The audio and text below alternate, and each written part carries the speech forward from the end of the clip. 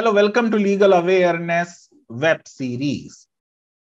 कल Supreme Court ने बाबरी मस्जिद के कंटेम्प्ट मैटर को क्लोज किया।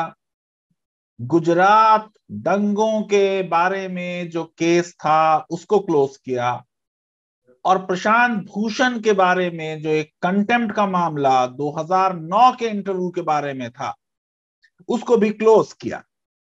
लीगल अवेयरनेस वेब सीरीज के बहुत से व्यूअर्स ने मुझको लिखा कि इन तीन केसेस के बारे में कुछ एक बात करें किसी वीडियो में, ताकि जो गलत फहमियां मीडिया फैला रहा है सुप्रीम कोर्ट के बारे में उस पे एक क्लैरिटी आ जाए। लीगल अवेयरनेस वेब सीरीज की कोशिश है कि लॉ की सही सही सिंपल लैंग्वेज में जानकारी देश के नागरिकों तक पहुंचे। देखिए, तीन मामलात की बात हो रही है। सबसे पहले बाबरी मस्जिद का मामला लीजिए। 6 दिसंबर 1992 को बाबरी मस्जिद डिमोलिश हो गई। उससे पहले सुप्रीम कोर्ट में यूपी के चीफ मिनिस्टर कल्याण सिंह ने एफिडेविट दिया था और सुप्रीम कोर्ट को एश्योर किया था कि डिस्प्यूटेड स्ट्रक्चर को प्रोटेक्ट किया जाएगा। केंद्र सरकार ने, जो नरसिम्हा राव की सरकार थी कांग्रेस की, 356 को लगाने से इनकार किया। बाबरी मस्जिद डिमोलिश हुई। सुप्रीम कोर्ट को एहसास हुआ कि शायद इस मामले में उनको और बहुत सख्ती करने की जरूरत थी। चीफ जस्टिस वेंकट चलैया ने यह बात खुद एक्सेप्ट की कि शायद उन्होंने सिचुएशन को गलत रीड किया। जजेस फॉलेबल हैं, इंसान हैं, गलती हो सकती है। मैं ये समझता हूं कि ये हमें याद रखना चाहिए कि कल्याण सिंह को जो एक दिन की कंटेम्प्ट ऑफ कोर्ट में सजा हुई थी वो बाबरी मस्जिद डिमोलिशन का मामला नहीं था। वो भी कंटेम्प्ट थी, कोर्ट के ऑर्डर्स की वायलेशन थी, लेकिन वो डिमोलिशन से पहले का मामला है। अब ये केस क्यों बंद कर दिया सुप्रीम कोर्ट ने? 2019 में नवंबर में एक 5 जज बेंच ने टाइटल सूट तय कर दिया। राम जन्मभूमि बाबरी मस्जिद का डिस्प्यूट जो सालों से चल रहा था, कोर्ट की एक यूनानिमस वर्डिक्ट से तय हुआ। एक ग्रैंड राम टेम्पल वहां बन रहा है, रामलला को ओनरशिप दे दी गई, वक्फ साबित नहीं हुआ, एडवर्स पोजेशन साबित नहीं हुआ। लेकिन क्योंकि इस मामले में 1949 में इलीगली आइडल्स को अंदर रखा गया और 1992 में मस्जिद का डिमोलिशन हुआ, कोर्ट ने इसको बहुत बड़ी गलती माना और उसके एवज में कोर्ट ने उस गलती के एवज में 5 एकड़ लैंड देने का आदेश दिया, जहां पर अब एक मस्जिद बनने की बात हो रही है। असलम भूरे, जो बाबरी मस्जिद के केस में कई पेटिशंस डाल चुके थे, उन्होंने कंटेम्प्ट की पेटिशन भी डाली थी। 2010 में असलम भूरे इस दुनिया से चले गए। कल्याण सिंह, जो उस समय यूपी के मुख्यमंत्री थे और जिन्होंने बाबरी मस्जिद के डिमोलिशन के बाद त्याग पत्र दे दिया था, वो भी इस दुनिया में नहीं रहे। अब जब कंटेम्प्ट का पेटिशनर भी मौजूद नहीं और यूपी प्रशासन का जो लीड करने वाला मुख्यमंत्री था वो भी मौजूद नहीं, जो टाइटल सूट था वो डिसाइड हो गया और जो क्रिमिनल केस था उसमें भी मुरली मनोहर जोशी, अडवाणी जी, उमा भारती, इनका एक्विटल हो गया, तो इस केस में कुछ बचता नहीं था। और सुप्रीम कोर्ट ने यही बात कही। 3 जजेस की बेंच थी, जस्टिस संजय किशन कौल, जस्टिस अभय एस ओका and justice Vikram Nath. Court ने माना और कहा जस्टिस कौल ने, I appreciate the fact that the matter ought to have come up earlier. Petitioner के वकील ने कहा, हमने कई बार कोशिश की कि इस केस की डेट लग जाए, लेकिन 31 साल हो गए, डेट नहीं लगी। जस्टिस कौल ने कहा कि हां, डेट लगनी चाहिए। यह भी कहा कि बहुत से पुराने मामलात को अब हम निपटा रहे हैं, उनमें से कुछ मामलात सरवाइव करते हैं और कुछ सरवाइव नहीं करते। मैं ये समझता हूं कि कोर्ट का इतना कह देना काफी है। ये एक रूटीन प्रोसीजर है कंटेम्प्ट की। कंटेम्प्ट का पिटिशनर नहीं, जिसके खिलाफ कंटेम्प्ट है वो नहीं, तो केस का इनफ्रैक्चुअस हो जाना बड़ा नेचुरल। जो दूसरा मामला कल सुप्रीम कोर्ट ने बंद किया, वो गुजरात के दंगों से रिलेटेड था। 2002 में गुजरात में गोधरा के बाद दंगे हुए। National human rights commission supreme court गया, इंडिपेंडेंट प्रूफ की बात कही। सुप्रीम कोर्ट ने 9 बड़े मामलात में एसआईटी बना दी। 8 मामलात में ट्रायल कंप्लीट हो चुका है। एक मामले में फाइनल आर्गुमेंट्स हो रहे हैं। इसलिए सुप्रीम कोर्ट ने कहा कि अब इस केस में कुछ बचता नहीं, ये इनफ्रैक्चुअस हो गया।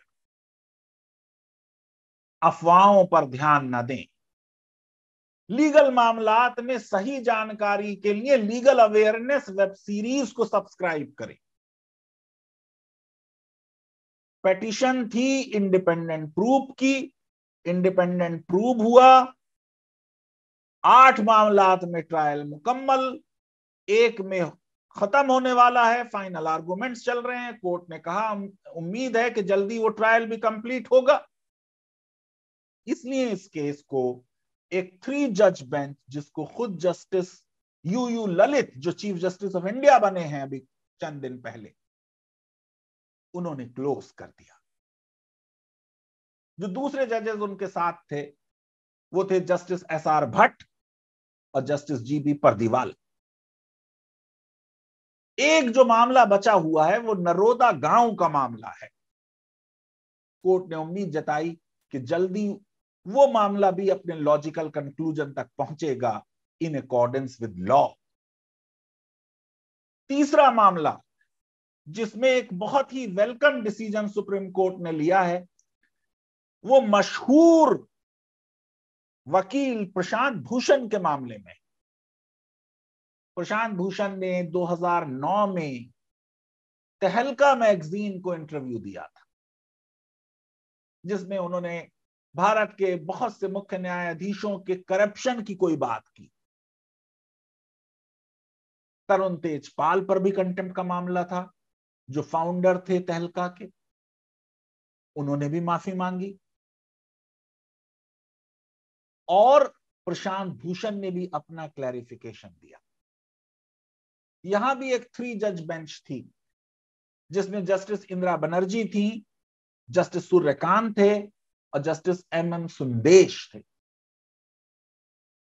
बहुत अच्छी बात कही कि in view of the apologies made by the contemners, we don't deem it necessary to continue the matter. हमारे जजेस के शोल्डर्स बहुत ब्रॉड हैं, अपने क्रिटिसिज्म को सुन सकते हैं। इसलिए कंटेम्प्ट की पावर का इस्तेमाल रेयरेस्ट ऑफ रेयर सिचुएशन में होना चाहिए। आपको मालूम है कि अभी कोविड के दौरान ही प्रशांत भूषण को एक कंटेम्प्ट के मामले में कोर्ट ने दोषी पाया था और ₹1 का जुर्माना उन पर लगाया। –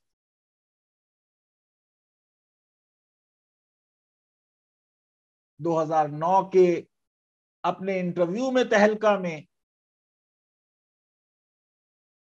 प्रशांत भूषण ने कहा था कि 16 चीफ जस्टिसेस में 8 करप्ट थे। उनके इस स्टेटमेंट के बाद सुप्रीम कोर्ट ने सो मोटो कंटेम्प्ट उनके खिलाफ शुरू किया, कंप्लेंट फाइल की सीनियर एडवोकेट हरीश साल्वे। देखिए, इतने साल, 13 साल हो गए, इतना बड़ा मामला, लेकिन कोर्ट ने उसमें सुनवाई भी नहीं की और सजा भी नहीं दी। भूषण ने कोई लिस्ट भी दी जिसमें उन्होंने सील्ड कवर में उन जजेस का जिक्र किया जिनको उन्होंने करप्ट कहा था। अब जब उन्होंने अपॉलॉजी दी तो उस अपॉलॉजी में बड़ी सफाई से कहा, I have used the word corruption in a wide sense, meaning lack of propriety. I did not mean only financial corruption or driving any pecuniary advantage. If what I have said caused hurt to any of them or to their families in any way, I regret the same. कहा उन्होंने कि मैं judiciary के institution को support करता हूं, खास तौर से सुप्रीम कोर्ट को जिसका मैं हिस्सा हूं, और मेरा कोई इरादा नहीं कि मैं जुडिशरी के प्रेस्टिज को लोअर करूं। मेरा कंप्लीट फेथ है जुडिशरी में और मैं रिग्रेट करता हूं अपना इंटरव्यू। मैं समझता हूं बहुत अच्छा सुप्रीम कोर्ट का फैसला है। कंटेम्प्ट की पावर्स का इस्तेमाल बहुत रेयरली होना चाहिए। Freedom of speech and expression core value है डेमोक्रेसी की। तो आपने देखा कि तीनों जो मामला थे उसमें एक रूटीन ऑर्डर हुआ है, कोई खास बात नहीं हुई है। एक में कंटेम्प्ट करने वाला भी नहीं, जिसके खिलाफ कंटेम्प्ट वो भी नहीं। एक मामले में कोर्ट ने 9 केसेस में एसआईटी बनवाई, 8 में ट्रायल पूरा हो गया, एक में पूरा होने वाला है, और एक खुद सुप्रीम कोर्ट के अपनी कंटेम्प्ट का मामला था। सुप्रीम कोर्ट ने इन तीनों मामलात को बंद कर दिया है। लीगल अवेयरनेस वेब सीरीज अगर आपको पसंद आती है तो मेरी रिक्वेस्ट है कि हमारे इस वीडियो को वाइडली शेयर करें, हमारे चैनल को सब्सक्राइब करें और बेल आइकन और लाइक जरूर क्लिक करें, और लीगल न्यूज के लिए ऑथेंटिक सोर्सेस को तलाशें, अफवाहों से दूर रहें, भारत की जुडिशरी पर विश्वास रखें। बहुत बहुत धन्यवाद। Thank you very much.